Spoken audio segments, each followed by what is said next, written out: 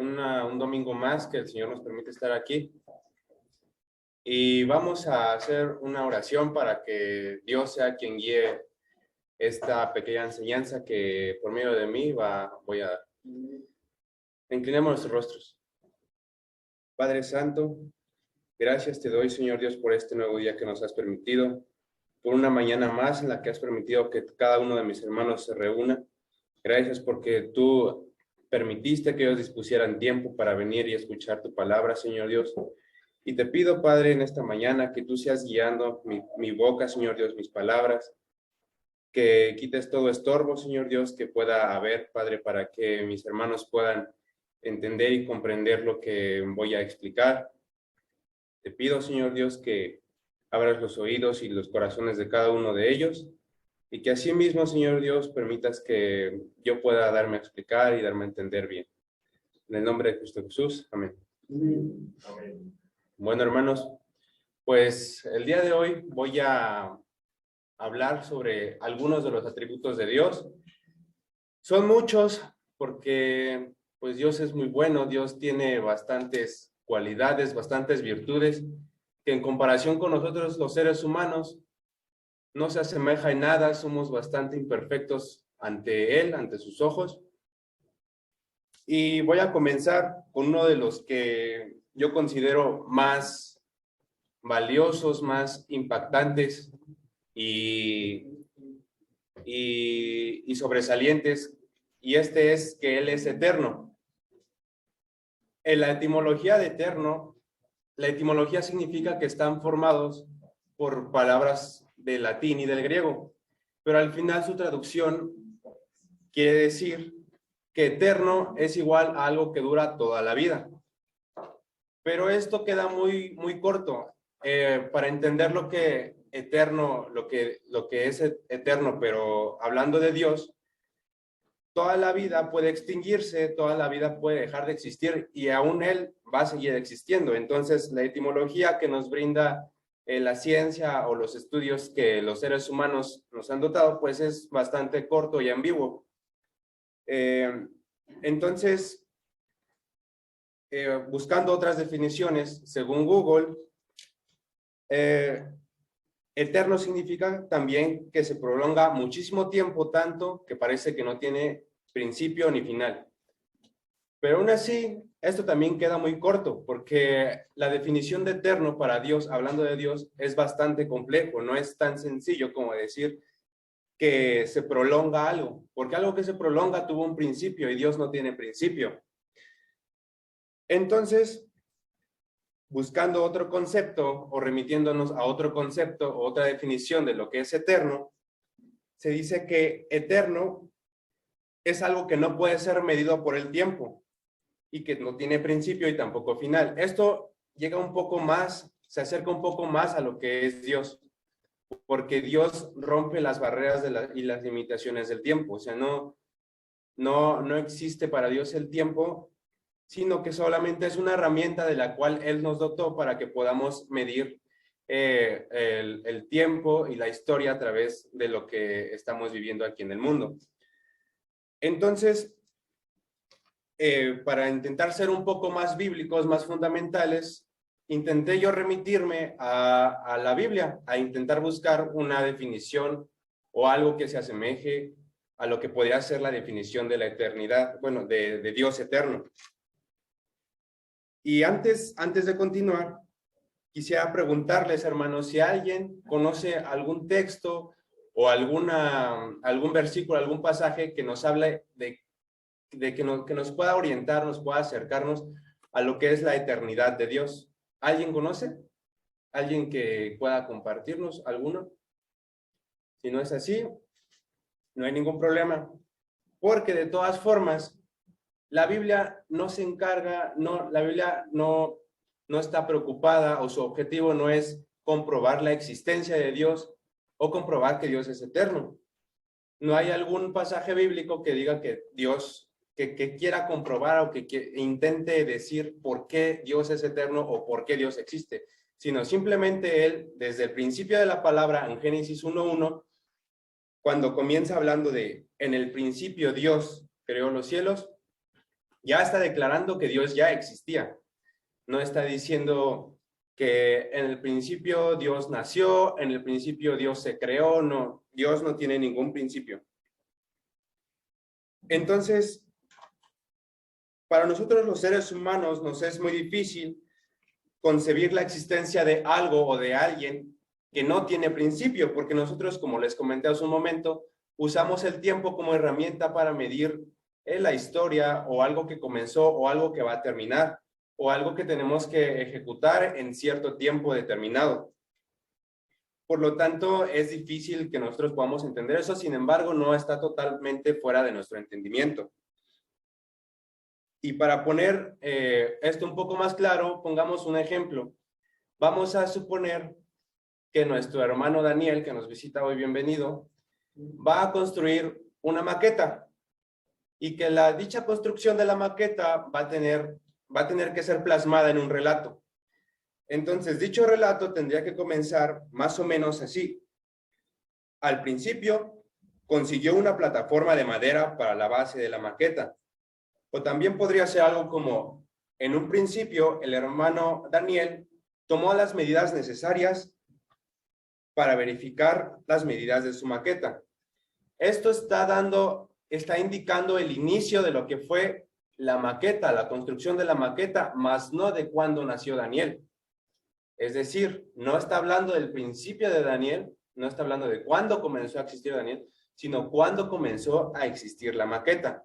En el caso de Génesis 1:1, habla de cuándo comenzó a existir el mundo y por tanto nuestra existencia. O sea, Dios ya existía y Dios está comenzando a relatar cuál fue el principio de nosotros, más no el de Él, porque Él ya existía. Cuando Génesis 1:1 dice, en el principio Dios creó, ya va implícita la existencia de Dios antes de que nosotros fuésemos creados. Por eso, cuando Dios envió a Moisés que diera el mensaje a su pueblo y al faraón para que liberase a su pueblo, él le pidió que se presentara como el yo soy. El yo soy abarca muchos tiempos, todos los tiempos los abarca, de lo que se extiende del pasado sin límite hacia atrás, incluyendo el presente, y lo que se va a extender hacia el futuro sin límites, habla de el yo soy. Gracias, hermano. Si alguien gusta participar o ayudarme con Éxodo 3:14, por favor.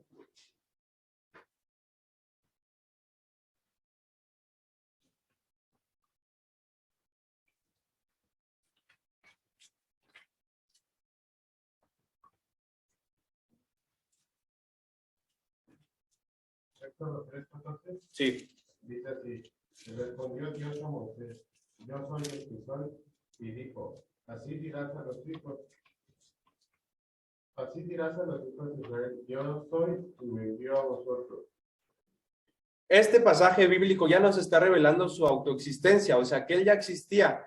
Él no puede decir yo fui, yo seré, o yo estoy siendo, sino que él simplemente es, él no tuvo un comienzo, repito, él no empezó, él ya era y siempre será, así va a ser todo el tiempo. Él es el ser de seres y abarca de pasado a futuro y todo lo que dure, incluso cuando termine nuestra existencia, él va a seguir existiendo. Y esto confirma juntamente otra de las cualidades de los atributos que analizaremos en el siguiente punto, el cual habla de su inmutabilidad, o sea, que él no va a cambiar, no va a dejar de ser él. Entonces, cuando Jesús vino, o sea, Dios encarnado, Jesús vino aquí a los judíos, él mismo proclamó este atributo que él tiene, porque recordemos que quienes poseen estos atributos no solamente es Dios, sino que son compartidos juntamente con el Espíritu Santo y con Jesús. Entonces Jesús también habla del mismo en Juan 8:58. ¿Alguien que quiera ayudarme, por favor, a darle lectura a Juan 8:58? Jesús le dijo: de cierto os digo, antes que Abraham fuese, yo soy. Esta declaración que él hizo frente a los judíos hizo que estas personas se sintieran incómodas, querían apedrear a Jesús, porque ellos no creían totalmente todavía que Jesús era el Mesías. Entonces querían apedrearlo porque hay un pasaje en Levítico 24:16, si me gustan acompañar, yo le voy a dar lectura.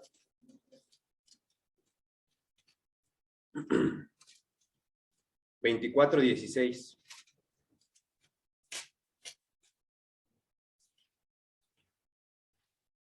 dice: y el que blasfemare el nombre de Jehová ha de ser muerto. Toda congregación lo apedreará. Así el extranjero como el natural. Si él blasfemare el nombre, que muera. Entonces querían matar a Jesús, porque creían que era una persona común y corriente, no creían que era Dios. Claro, con el tiempo se vio viendo que a través de sus milagros y de sus obras, claramente era el Mesías, el Hijo de Dios, quien iba a redimirnos de nuestros pecados. Esta idea fue nuevamente declarada por Juan el Bautista en Juan 1:1, en donde dice que en el principio era el Verbo, y el Verbo era Dios, y el Verbo era con Dios. O sea que estas tres deidades están contribuyendo a poseer este atributo que es el Dios eterno. Son tres diferentes, se podría decir, deidades, pero con una misma esencia. Todos los tres son lo mismo y poseen los mismos atributos, aunque tengan diferentes funciones y diferentes nombres. Entonces, algún día cuando nosotros muramos, Él prometió que nos llevaría con Él a vivir juntamente a la eternidad. Y Él nos va a compartir este atributo, pero nada se compara con el que Él ya posee. Porque nosotros, a diferencia de Él, sí tuvimos un principio. Fuimos creados en un principio. Entonces, también vamos, en esta tierra terrenal, vamos a tener un final. Aunque después Él nos brindará esta vida eterna, ¿verdad? Para confirmar bíblicamente, todavía mejor, que Dios es eterno y que Dios no necesita confirmar o no necesita explicar por qué Él es eterno, y solamente encontramos en la Biblia declaraciones de que así es. ¿Algún hermano que quiera participar leyendo Deuteronomio 33:27, Juan 36:26 y otro que sea Salmos 48:14, por favor?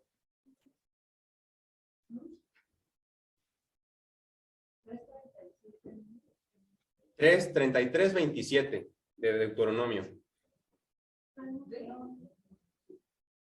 De no haber tenido la provocación del enemigo, no sea que se envanezcan sus adversarios, no sea que digan, nuestra mano poderosa ha hecho todo esto y no Jehová. ¿Alguien que lea Juan 36:26?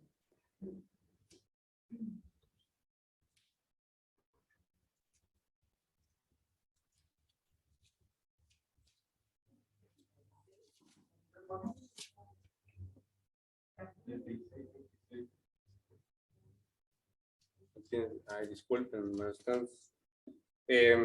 Omitan ese, una disculpa, y mejor Salmo 48:14.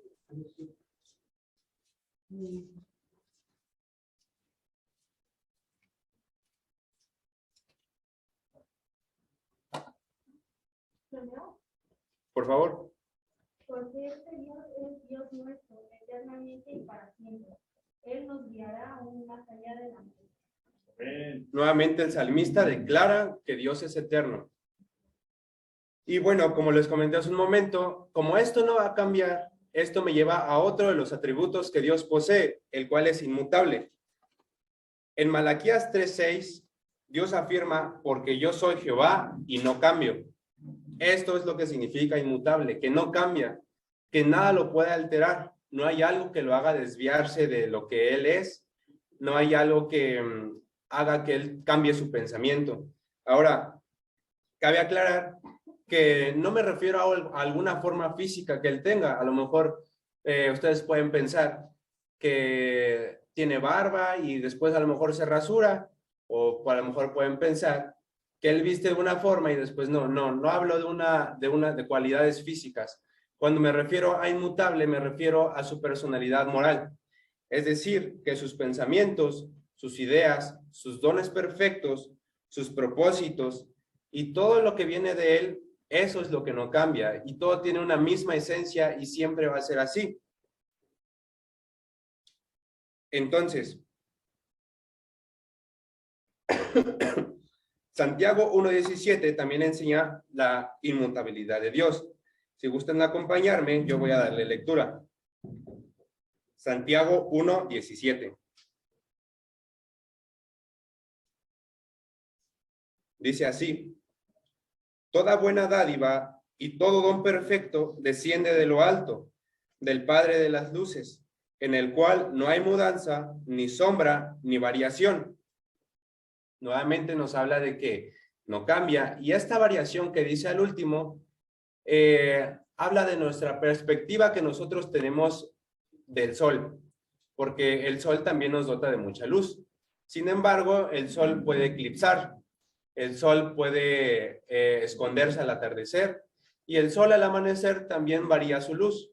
O sea, hay diferentes como intensidades de la luz hablando del sol, porque Dios habla de que Él es el Padre de las luces. Entonces, se está haciendo esa analogía o esa comparación con el sol.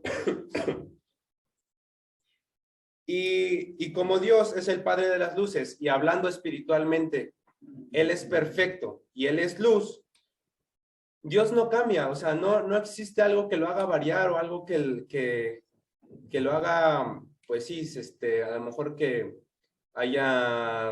él llega a pensar algo malo o llega a tomar alguna decisión mala. Y hermanos, como seres humanos podríamos entrar en duda o en confusión, porque Dios, hay pasajes bíblicos, si alguien gusta ayudarme con esta lectura para que puedan igual comprobarlo con sus propios ojos. En Éxodo 32:14, por favor.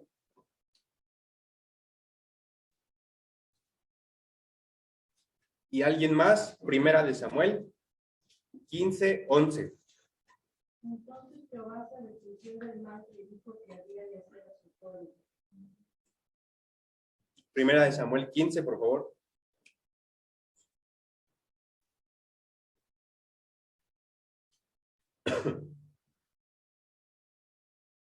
¿Marcos 15? 15, y yo le digo hermana cuando pare. Después Samuel dijo a Saúl: Jehová me envió a que tú ungiese por rey sobre su pueblo Israel. Ahora pues, esté atento a las palabras de Jehová. Así ha dicho Jehová de los ejércitos: yo castigaré lo que hizo a Amalek, a Israel. ¿Sí está en Primera de Samuel? Sí. Sí, siga. Al oponérsele en el camino cuando subía a Egipto. Ve pues y hiere a Amalek y destruye todo lo que tiene y no te apiades de él. Mata a hombres, mujeres, niños y aun los pechos, vacas, ovejas, camellos, asnos. Saúl pues convocó al pueblo y les pasó revista en Telaim 200,000 de a pie y 10,000 hombres de Judá. Y viniendo Saúl a la ciudad de Amalek, puso emboscada en el valle. Y dijo Saúl a los ceneos: idos, apartaos y salid entre los de Amalek, para que no os destruya juntamente con ellos, porque vosotros mostraréis misericordia a todos los hijos de Israel cuando suban de Egipto. Y se apartaron los cananeos entre los hijos de Amalek. Y Saúl derrotó a los amalecitas desde Javilán hasta llegar a Sur, que está al oriente de Egipto, y tomó vivo a Agag, rey de Amalek, pero todo el pueblo mató a filo de espada. Y Saúl y el pueblo perdonaron a Agag y a los mejor de las ovejas y del ganado mayor, de los animales engordados, de los carneros y de todo lo bueno. Y no lo quisieron destruir, mas todo lo que era vil y despreciable destruyeron. Y vino la palabra de Jehová a Samuel diciendo: Me pesa haber puesto por rey a Saúl, porque se ha vuelto de pos de mí y no ha cumplido mis palabras, y se apesadumbró Samuel y clamó a Jehová Hasta ahí, toda hermano. aquella noche. Gracias. En estos dos pasajes bíblicos vemos cómo Dios dice que se lamenta de haber puesto por rey a Saúl ya que le desobedeció.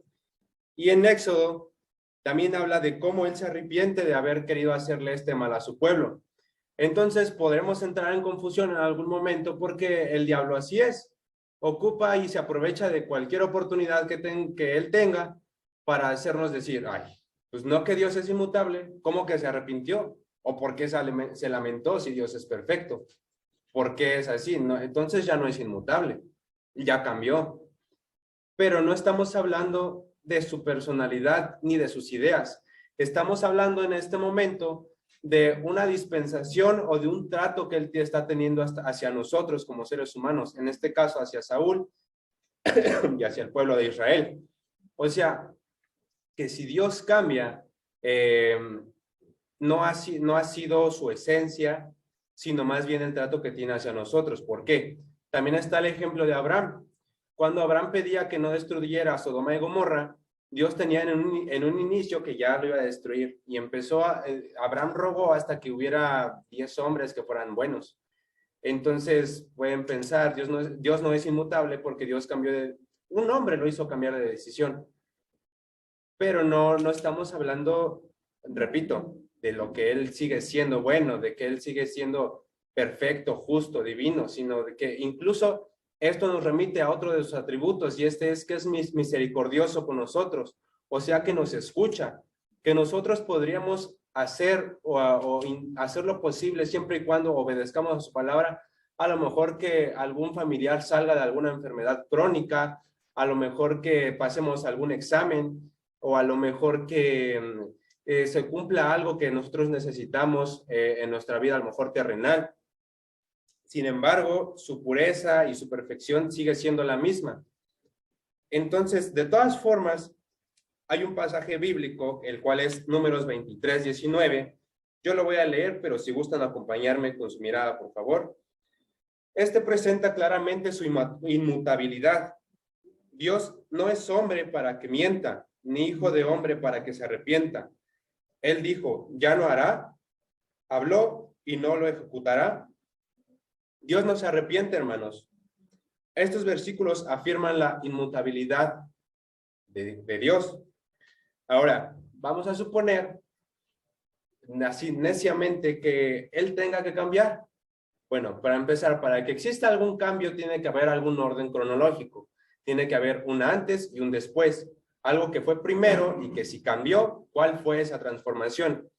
Recordemos que en el anterior punto mencionamos que Dios está fuera de los límites del tiempo y para Él no existe. Él no se limita a eso, y tampoco no hay, el tiempo no es una barrera para Él. Entonces, no puede haber un cambio. En Él no podría haber un cambio. Sería incluso ilógico pensar que habría un cambio, ya que Él no tiene considerado el tiempo en cuanto a sus decisiones. También hay otro, en segundo lugar, la inmutabilidad es necesaria para su perfección, ya que si algo cambia, tiene que ser para bien o para mal. ¿Qué es un cambio para bien? Un cambio para bien es cuando alguien adquiere algo que necesita para su perfecta o su correcta funcionamiento. Ese es un cambio para bien. Y un cambio para mal es algo cuando alguien pierde algo que requería para su funcionamiento. Y Dios no necesita nada. Dios no necesita nada porque Él es perfecto. Y tampoco perdería algo que necesite porque es, pues, paradójico, pero pues no necesita algo. Entonces,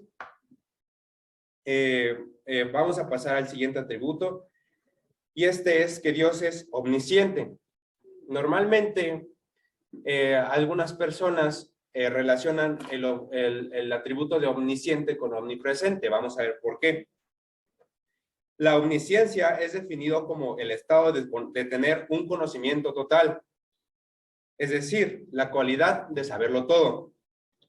Para que Dios sea soberano sobre su creación, todas las cosas visibles e invisibles, Él tiene que ser omnisciente.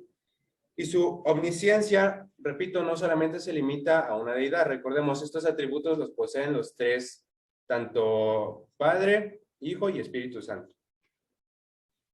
Entonces, para que él sepa todo, también necesita estarse presentando en todos los lugares. Nosotros como seres humanos nunca podríamos llegar a un lugar en donde Él no esté o donde Él no sepa qué es lo que está pasando o qué es lo que hay. Esa es su cualidad que Él tiene. ¿Alguien me podría ayudar con 1 de Juan 3:20, por favor?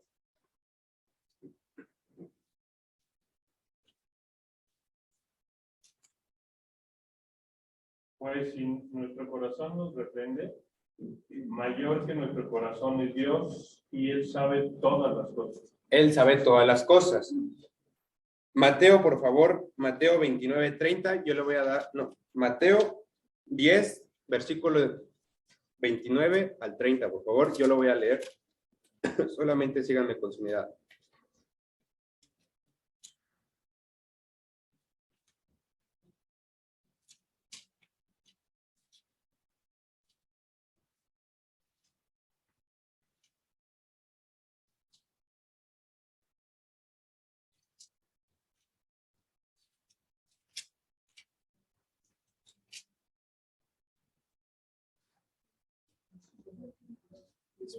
Dice, ¿no se venden 2 pajarillos por un cuarto? Con todo, ni uno de ellos cae a tierra sin vuestro Padre, pues aún vuestros cabellos están todos contados. Así que no temáis, más valéis vosotros que muchos pajarillos. ¿Qué está diciendo aquí Jesús, hermanos? Que Dios conoce incluso cada detalle de nosotros. Tan así es que con eso, que conoce cada cabello de nuestro cuerpo, cada vello, cada parte de cada fibra, incluso los pajaritos que a veces pensamos, bueno, yo personalmente les comparto que a veces siento feo que hay pajaritos que siento que no comen, porque andan buscando en la basura o porque andan pues todos mugrositos, pero no, Dios está cuidando todo eso, Dios los está protegiendo, y a lo mejor en algún momento podemos pensar que la naturaleza es cruel porque pues unos animales se alimentan de otros. Dios así lo permite. Dios es lo que eso tiene que ver con su divina perfección, que Él mantiene en un perfecto equilibrio la tierra y en un constante balance perfecto. Entonces, Dios no solo sabe ese tipo de detalles, también conoce nuestros pensamientos y nuestros corazones. Y esto está probado cuando Jesús estuvo aquí. Nuevamente entramos en una probable polémica o en una paradoja en donde podríamos llegar a pensar que Dios no lo sabe todo. ¿Por qué? Porque cuando Jesús estuvo aquí, hacía preguntas. Y cuando alguien hace preguntas, esto da evidencia de que pues no sabe lo que está preguntando, por eso lo pregunta, ¿verdad? Pero no era el caso de Jesús. En el caso de Jesús, Él preguntaba más que nada para ayudarnos a nosotros a dar su enseñanza, a que podamos comprender mejor su palabra. Entonces, si Él preguntaba era por eso. Él ya conocía nuestros corazones, nuestras vidas y nuestros pensamientos.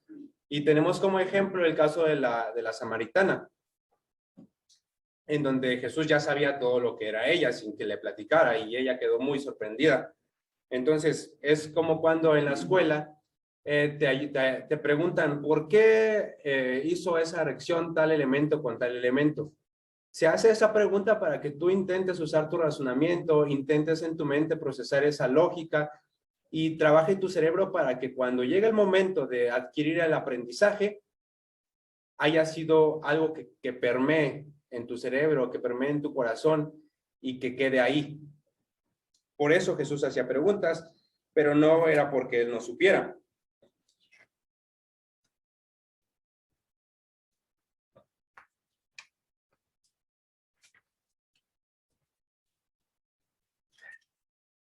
Bueno, finalmente para este punto, no hay nada difícil para un Dios omnisciente, ya que nosotros, Él, al ser y poseer este atributo, nos hace que nosotros podamos fiarnos en Él, nos ayuda a tener confianza en Él, porque estamos confiados en un Dios que todo lo sabe y que todo lo puede, o sea, que nunca nos va a desamparar y que nunca nos va a descuidar. Para verificar una vez más, bíblicamente, ¿alguien me puede ayudar a darle lectura a Hechos 1:24, por favor?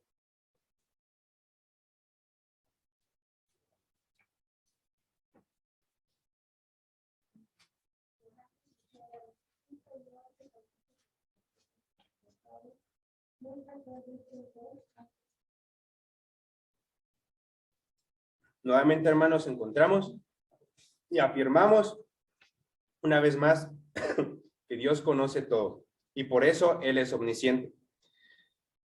El otro atributo al que vamos a analizar es omnipotente. La definición de omnipotencia para Dios es muy distinta de lo que puede ser el poder para nosotros como los seres humanos. Hay seres humanos que se dice que tiene poder simplemente porque tiene mucho dinero o porque tiene mucha fuerza o porque tiene la facultad de hacer que algo que él quiere se cumpla. Puede ser jefe de algo, puede ser un gerente, una persona muy importante o el presidente. Pero si usamos un poco la lógica, hermanos, hay alguien que nos creó, como ya vimos, hay alguien que nos dotó de esas fuerzas. Pues no podemos nosotros comparar ese poder que eternamente podría haber con el de Dios, porque Él es el que da el poder a cada uno de nosotros. Incluso el diablo sabemos que tiene poder, pero no se compara. Esto no limita el poder de Dios, porque el poder de Dios es infinito, es inescrutable. No hay algo que lo limite. Entonces, sabemos que, bueno, más bien, la definición del poder para Dios sería la facultad y la virtud para hacer lo que Él quiere que se cumpla. Todo aquello que Él dicta. Y todo eso que Él quiere, no vayamos a pensar que es algo que Él quiere por algún impulso o alguna emoción que Él tiene. No, todo lo que Él decide o lo que Él quiere que pase está dictado por su infinita sabiduría. Y esa infinita sabiduría, lamentablemente, no sería nada si Dios no tuviera poder. ¿Por qué? Porque Él se encarga todo el tiempo de hacer que sus promesas se cumplan. ¿Con qué? Con su poder. Si Él te dice, honra a tu padre y a tu madre para que tus días sean largos, Él necesita poder para que esta promesa se pueda cumplir. La sabiduría no sería nada sin el poder y al revés, el poder no sería nada sin su infinita sabiduría. Si están conmigo, hermanos, todos estos atributos que he estado mencionando trabajan unos con otros conjuntamente, están relacionados y no se puede decir que está separado el uno del otro, porque sin uno no sería el otro. Podemos verificar la omnipotencia de Dios en la creación del universo. Voy a leer, hermanos, si me gustan acompañar, Salmos 89.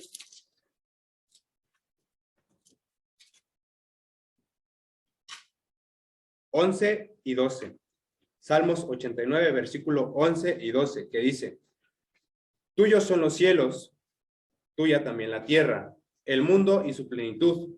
Tú lo fundaste. El norte y el sur, tú los creaste. El Tabor y el Hermón cantarán en tu nombre.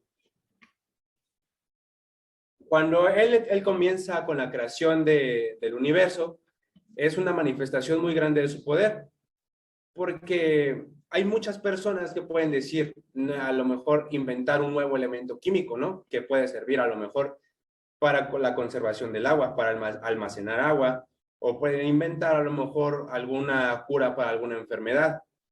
Pero hay una anécdota que me cuenta mucho mi abuelita, que sí es cierto, y es chistoso, pero sí es cierto. Ella me cuenta que hubo una vez, es solamente una anécdota, el diablo reta a Dios y le dice, no, pues qué fácil, yo también puedo hacer un ser humano, yo también puedo crear algo. Y le dice, pues órale, a ver, hazte un ser humano. Entonces el diablo agarra barro del que Dios ocupó para Adán y le dice, no, pues agarra tú, créate tu barro. Entonces, cuando en la necedad y en la sabiduría del ser humano cree que él tiene el poder para hacer vida, para crear algo, es totalmente incierto, porque para empezar, nuestras manos, nuestra capacidad, nuestra inteligencia nos la dotó Él. No es nuestra, es prestada. Él nos la dio. No hay algo que podamos hacer nosotros. Y esta es una manifestación de su poder en la creación. Ahora, para que esta creación pueda ser mantenida, vemos otra de sus manifestaciones de su poder en el mantenimiento de esta creación. Por ejemplo, lo que les estaba comentando sobre la naturaleza, que muchos alaban la naturaleza o le dan muchos atributos porque constantemente se está limpiando el medio ambiente, a lo mejor con lluvias, con huracanes, con terremotos, o hay veces que hay sequía, o hay veces que hay mucha humedad, o hay veces que los animales no tienen para comer venados, o en el caso de los leones. Entonces, se dice que existe una homeostasis automática de la naturaleza. Pero ¿quién hizo la naturaleza? Nosotros que sabemos quién es Dios Todopoderoso, pues Dios. Entonces, Él, a través de su poder, hace que constantemente nosotros estemos, su creación y nosotros nos mantengamos vivos, nos mantengamos respirando. Nosotros, si fuera por nosotros, no nos podríamos mantener vivos. Como les comenté hace un momento, a lo mejor nos cuidamos, consumimos medicamentos, frutas, verduras, algo que el doctor o alguien nos haya dicho que necesitamos para estar bien de salud. Pero todo eso sería imposible si Dios no nos hubiera dado a lo mejor ese doctor o esas frutas o esas verduras que necesitamos, esas vitaminas para mantenernos vivos. Y hay también algo muy, el milagro de la vida, que es la concepción del ser humano. Es bastante impactante cómo es que un niño puede estar viviendo en un lugar tan reducido, prácticamente sin oxígeno y con muchos ácidos ahí dentro de la madre, y cuando está embarazada que se le antojan muchas cosas que tú piensas que le puede hacer, que no le darías al niño cuando nazca, ¿verdad? Porque le va a hacer mal. Y milagrosamente Dios permite que este niño pueda desarrollarse a pesar de que la mamá no se alimente bien, ¿verdad? A pesar de que haya muchas sustancias dentro de la madre que afecten la piel del bebé o sus órganos y que haya poco oxígeno. Esta es otra de las grandes manifestaciones de su poder que podemos confirmar. Y bíblicamente, alguien que me pueda ayudar con Hechos 1:3, por favor.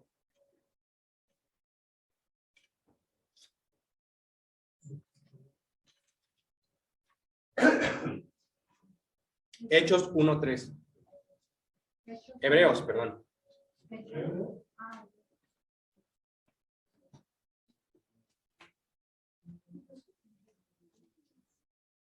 El cual, siendo el resplandor de su gloria y la imagen misma de su sustancia, y quien sustenta todas las cosas con la palabra de su poder, habiendo efectuado la purificación de nuestros pecados, por medio de sí mismo se sentó a la diestra de la majestad en las alturas.